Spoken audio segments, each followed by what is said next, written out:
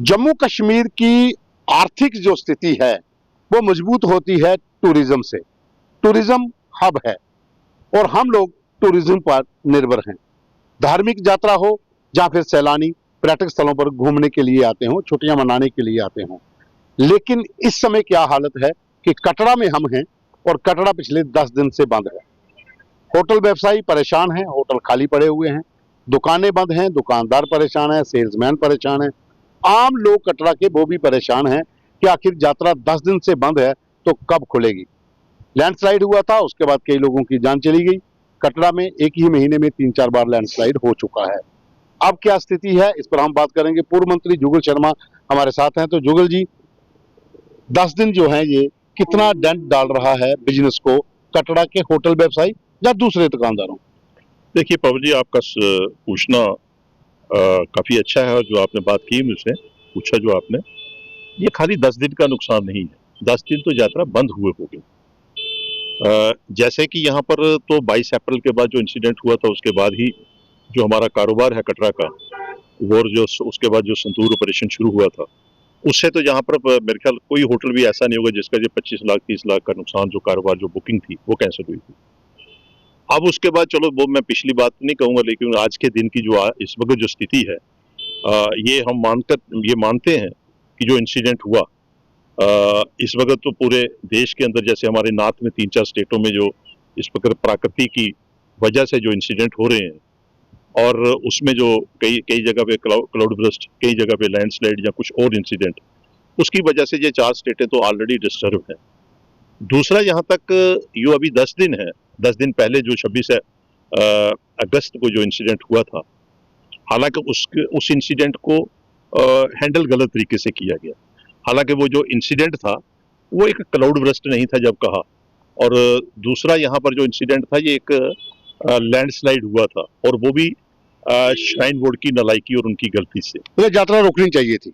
हाँ नहीं, यहाँ तक यात्रा को आप तो मेरा दूसरा सवाल नहीं सुन रहे जो मैं सुनाना चाहता हूँ, लेकिन चलो मैं आपकी बात करता हूँ।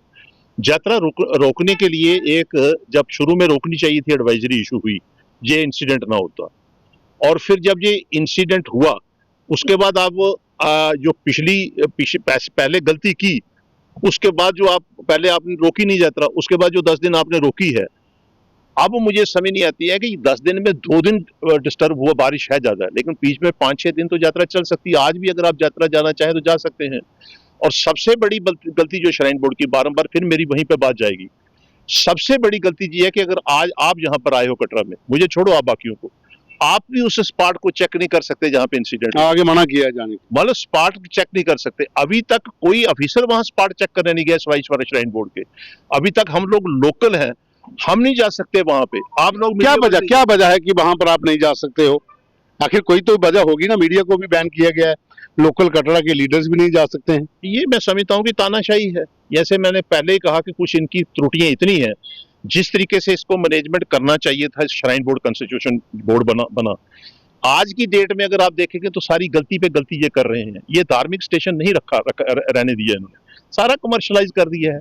और फिर जहाँ पे इंसिडेंट हुआ है वो सामने सामने नजर आ रहा है इनकी गलती से। जब मर्जी आप जाओ, आज नहीं जाने देंगे, यात्रा खुलेगी तब जाकर आप देखना।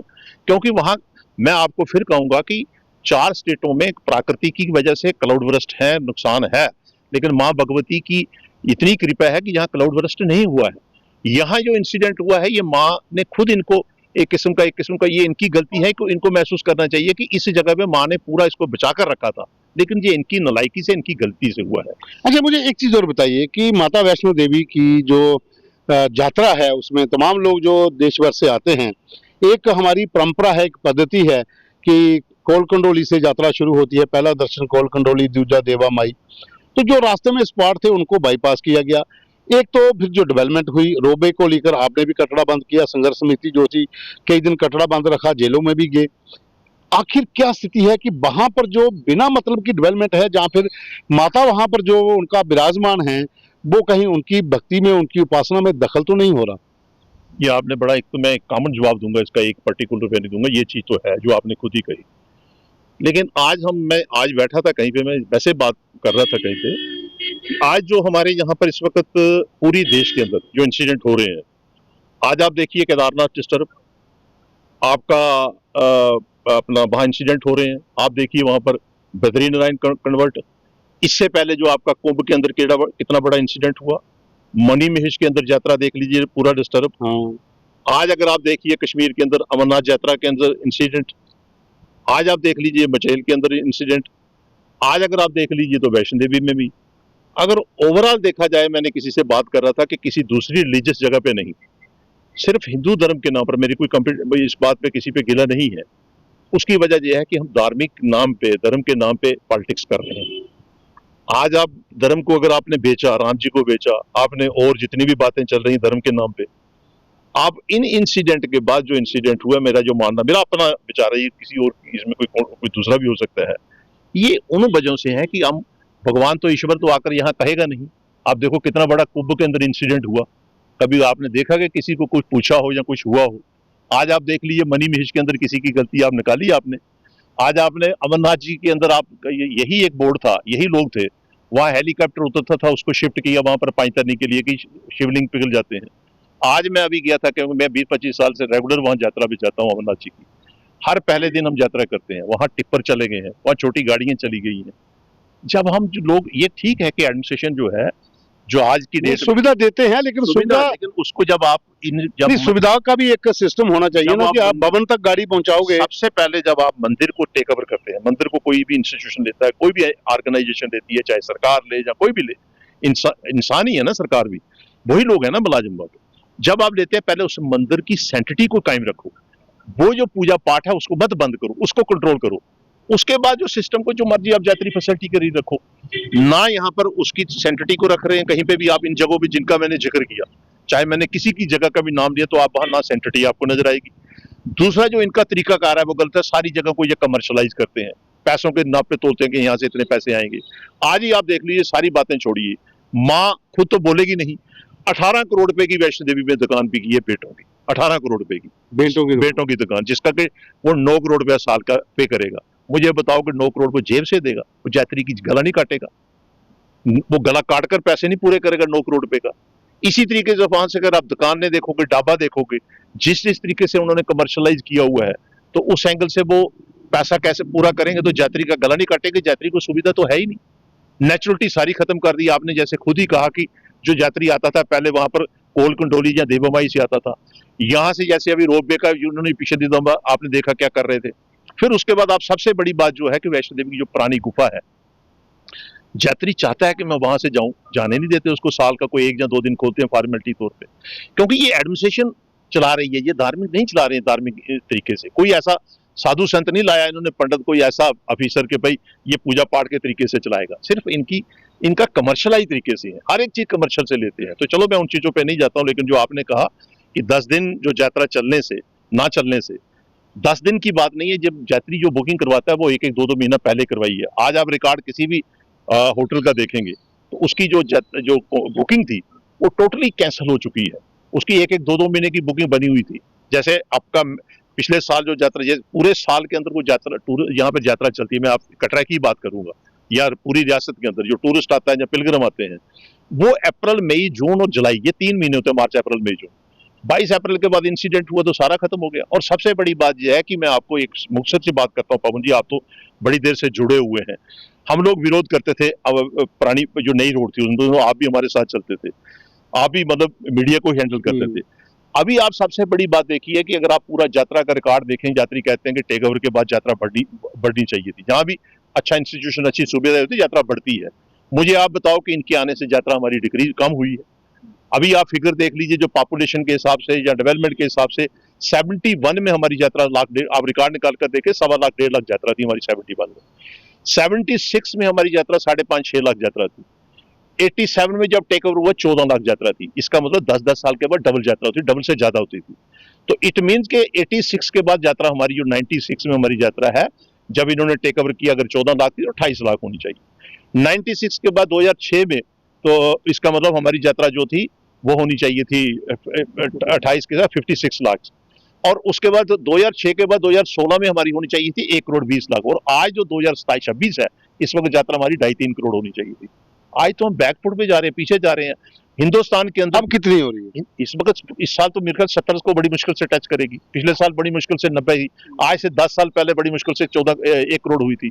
आज अगर आप चले जाइए, जो नए नए मंदिर बने हैं देश के अंदर, वैसे आप शिरडी साईं बाबा में जाता हूं, मैं वहां जाता हूं, वो 80 साल पहले 100 साल पहले जीवित है शिरडी साईं बाबा जी।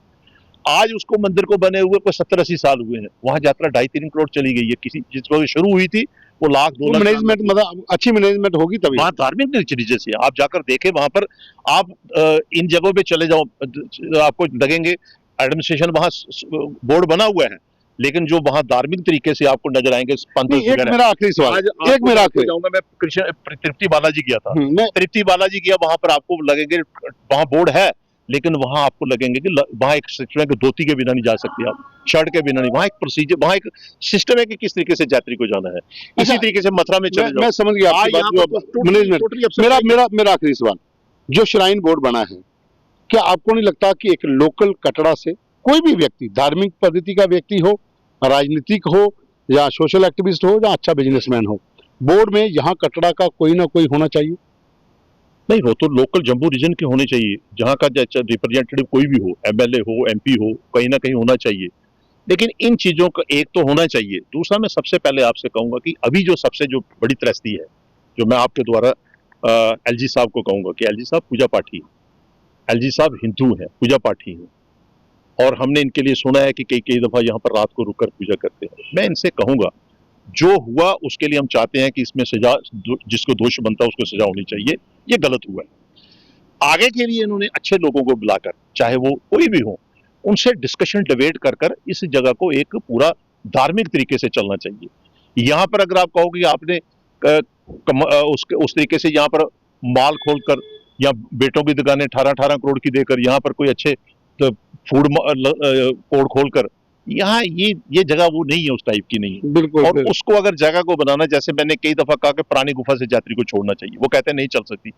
आप नई गुफा से यात्री को 20,000 छोड़ दो, 4 यात्री, 1,000 आदमी ऐसा आता है कि मैं 2 दिन यहाँ पर वेट भी कर सकता हूँ, जम्मू में रुकूंगा, कटरा में रुकूंगा, मतलब पुरानी गुफा से जाने दो। फिर आप चले जाइए पूरे हिंदुस्तान के अंदर जितने मंदिर हैं, वहां रात को 12 बजे के बाद, क्योंकि राक्षस जुनी में चले जाते हैं, इसमें कहते हैं कि जो भी शास्त्र, मतलब 3-4 घंटे विश्राम होता है, तो होना चाहिए। ये कुछ चीजें मेरे ख्याल, ये अगर एलजी साहब नहीं करेंगे, कोई और नहीं कर सकता है। तो ये चीजें कर कर कोई ऐसा सुधार करें, कोई ऐसा लगे कि हम एक रिलीजियस जगह पे आए हैं।